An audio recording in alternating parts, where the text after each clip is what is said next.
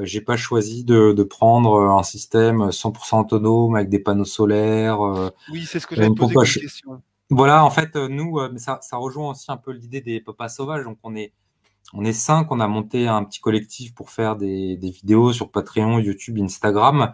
On n'est pas des cadors et des exemples d'une autonomie complète. Il y a des chaînes qui font ça. C'est des gens qui ont des projets vraiment très spécifiques pour développer des maisons autonomes, pour développer une autonomie alimentaire. Nous, c'est pas vraiment notre credo. Nous, notre créneau, c'est de prendre nos responsabilités dans tous les domaines. Donc, on va travailler sur l'énergie à la maison, on va travailler sur la production alimentaire, mais on va aussi travailler sur d'autres choses comme prendre sa vie en main, assumer financièrement sa famille. Et puis, on parle aussi beaucoup dans l'autonomie de liberté. Il peut pas y avoir de liberté sans responsabilité. Il peut pas y avoir de liberté sans sécurité. C'est-à-dire que si demain n'importe qui peut venir remettre en cause ta vie ou celle de tes proches, bah, ton projet tombe à l'eau en fait. Hein. Donc moi, nous on parle de tout ça. On n'est pas des cadors. On se veut pas être des autonomistes aguerris. On travaille tous ces sujets-là. Tous ces sujets-là nous intéressent. On essaie d'avoir des approches pragmatiques dans la juste mesure. Et aujourd'hui, c'est quand même quelque chose qui est assez difficile à développer, notamment sur Internet et les réseaux sociaux. La juste mesure, on est dans un monde dans lequel tout le monde veut se coller des étiquettes et chacun saisit des étiquettes, chacun colle des étiquettes aux autres et puis il y a des batailles d'étiquettes et voilà.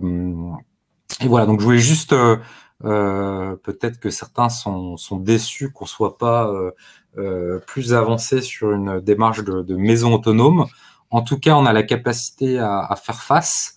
Et dans le projet des papas sauvages et dans mon projet, il y a ce côté vraiment euh, d'être responsable. Et quand ça, c'est un peu un moteur aussi, c'est que moi, quand je suis devenu papa, je suis devenu responsable d'un petit être qui allait devoir assumer mes choix et mes décisions et ce que je faisais au jour le jour. Quand j'étais tout seul, tu peux très bien décider de faire de la merde dans ta vie, c'est toi qui en assumeras les conséquences. Quand tu as des enfants, tout de suite, on t'ôte cette liberté-là et on te dit, tu es responsable d'un petit être qui pourra pas rien faire sans toi. Il faut que tu sois responsable. Et donc ça pousse vers l'avant et ça pousse en tout cas l'équipe, les copains, là, les papas sauvages à travailler d'autres sujets. On travaille tout ce qui va être premier secours dans le sens de la sécurité au sens large. Tu vois, on fait beaucoup dans le domaine de l'autonomie de travaux dangereux. Quand tu rénoves ta maison, tu montes à l'échelle sur un toit. Quand tu fais ton bois, bah, tu tronçonnes.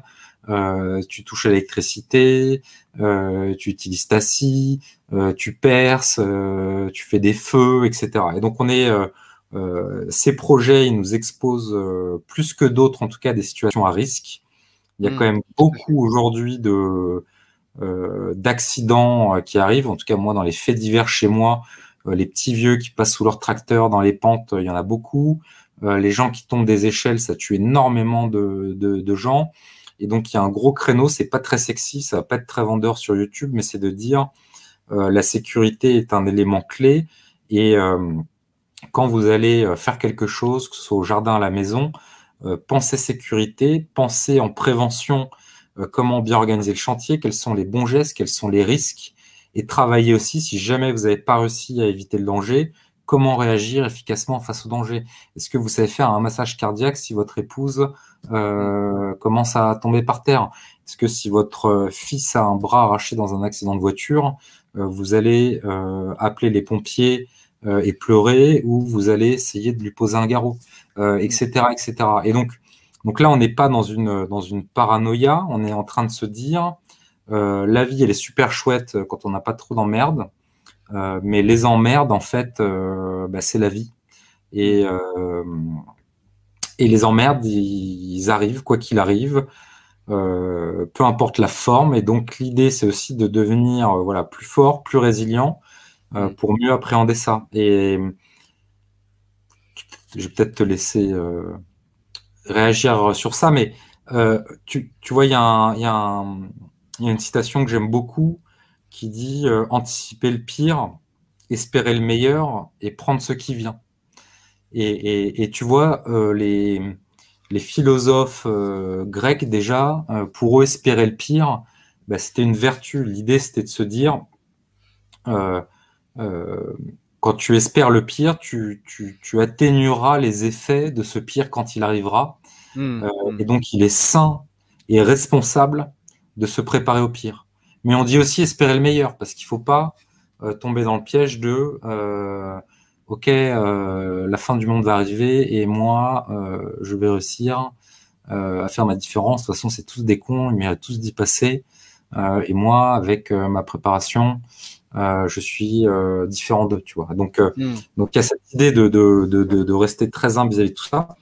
Et donc, voilà ce que je voulais aussi partager. L'autonomie alimentaire, c'est un objectif. C'est un objectif qui est très louable et peut-être que plus jeune d'ailleurs, c'est quelque chose qui me faisait beaucoup réfléchir. Mais aujourd'hui, avec le recul, j'ai une ambition euh, qui s'est réduite. Et si déjà, voilà, je peux être ce pilier pour ma famille et travailler sur mes valeurs, essayer de devenir une meilleure version de moi-même, essayer de lutter contre mes travers, essayer de m'entourer de personnes que j'estime, qui ont du caractère. Ça, je pense que c'est quelque chose qui est très important. Et c'est aussi à ça qu'on reconnaît souvent la valeur d'une personne, c'est auprès de qui elle s'entoure. Et donc moi, je voulais juste dire, au-delà de l'autonomie alimentaire, pour donner du sens à sa vie, il faut creuser plus loin, il faut creuser plus profond, il faut travailler sur soi et nous, on appelle ça, de manière assez résumée, voilà, prendre ses responsabilités. D'accord. Ok, ouais, donc c'est vraiment ouais, votre philosophie, votre manière de voir les choses et avec les papas sauvages, quoi. Mais ça, je l'ai assez bien compris. Puis moi, c'est aussi pour cette raison-là finalement que je vous invite les uns après les autres, c'est parce que vous avez une réponse raisonnée et réaliste face au réel finalement. Effectivement, ce qui attire, c'est souvent les projets radicaux, des choses qui tranchent largement avec ce qu'on connaît, parce qu'on a envie d'une sensation d'évasion. Mais clairement, enfin voilà, moi je te rejoins là-dessus. Il faut rester pragmatique et puis oui, tenter de faire face aux problèmes potentiels les plus comment dire.